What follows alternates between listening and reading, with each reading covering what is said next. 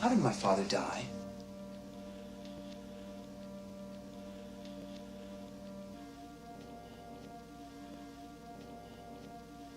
A young Jedi named Darth Vader, who was a pupil of mine until he turned to evil, helped the Empire hunt down and destroy the Jedi Knights. He betrayed and murdered your father. Obi-Wan Kenobi, the most immoral character in the whole of Star Wars. Obi-Wan Kenobi. You said that. So this is my big thesis, which is that Obi-Wan Kenobi is essentially a radical preacher who's preying on vulnerable teenagers, orphan boy, and it just begins this process of recruitment, by starting to tell him this selective story, and sends him off to join this terrorist cell, which is attacking a government installation. That scene, they're having that fight, and he's just rescued the princess and about to get the Millennium Falcon, and he suddenly sees that Darth Vader and Obi-Wan Kenobi are fighting, and what does Obi-Wan Kenobi do? He basically martyrs himself in an act of suicide in front of Luke as the final act of his radicalization. Yeah. No! And then we know what happens. I think it's, and that... I think I'm persuaded by this theory. What?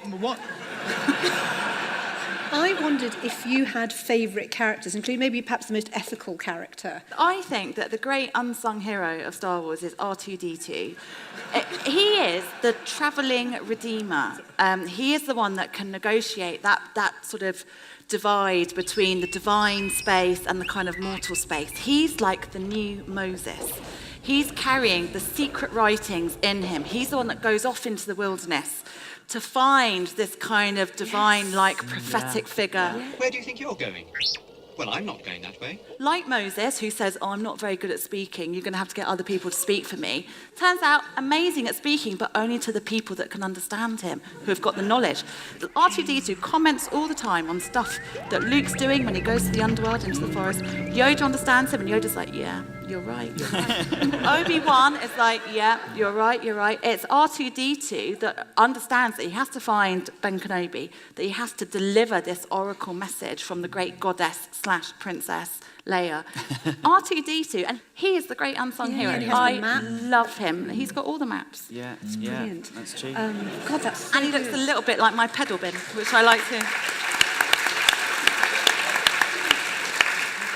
Aunt Beru is pretty ethical, isn't Aunt she? Beru. Aunt Beru. Well, she's the one who's had to kind of keep Exactly. this secret and live this life, and she's, she has all that terrible Tupperware crockery in her kitchen as well. But also, she seems quite calm, doesn't she, about the idea? Of course, Luke's going to go off. Does she? And she pays a terrible price. Obi-Wan lets them all die. Yes, he does. You hate it. He lets them all die. Let's talk about this. Why do you Just hate to Obi-Wan suit his so much? purpose, doesn't it? Obi-Wan Kenobi does the one thing that you must never do in your moral dealings with other people, which is to use people as means to your own end. There's no difference between what Obi-Wan Kenobi does to Luke and what the Chancellor does to Anakin. I see you becoming the greatest of all Jedi, Anakin. The Jedi Council want control of the Republic. They know your power will be too strong to control. All who gain power are afraid to lose it, even the Jedi. If one is to understand the great mystery, one must study all its aspects, not just the dogmatic, narrow view of the Jedi. The dark side of the Force is a pathway to many abilities some consider to be unnatural. Only through me can you achieve a power greater than any Jedi. Learn to know the dark side of the Force, and you will be able to save your wife from certain death. Is it possible to learn this power? Not from a Jedi.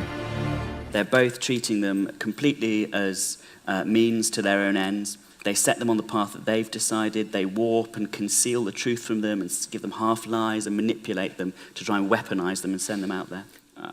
Not just to use someone to their own end, but to go about it in such a devious and deceptive and manipulative way. He's the worst man, not just in Star Wars, but in all of fiction.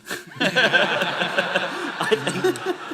I think he's really dreadful. And Lando is the best. This is Lando's deal, because I think this is an ethical situation which is not as evil as it's portrayed as. Aren't you afraid the Empire's going to find out about this little operation? Shut you down? It's always been a danger, but it looms like a shadow over everything we've built here. But things have developed that'll ensure security.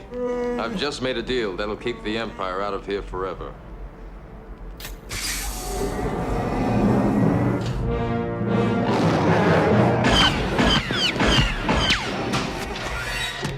We would be honored if you would join us.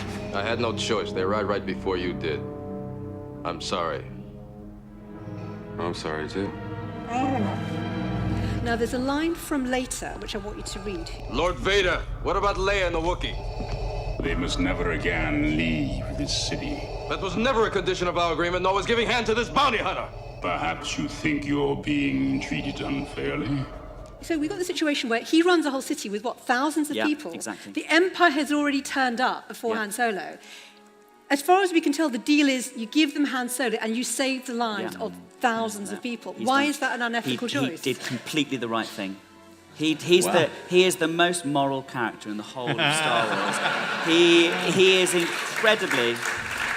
He's completely done the right thing. He's responsible for all these people. And then, when he also later gets an opportunity to do something even more moral, i.e. join the rebels, he takes that choice too. Yeah. He's the living example of the fact that morality and moral choices happen in contexts, sometimes very difficult contexts, and you have to sometimes choose the lesser of two evils.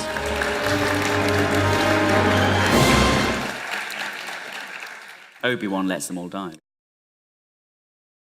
Welcome to a London Thinks event to explore the religious beliefs and all the ideas in the Star Wars films. Oh, and I should say I'm Samira Ahmed. Matthew Sweet is a cultural historian and broadcaster. He dabbles with the dark arts as presenter of Free Thinking on Radio 3.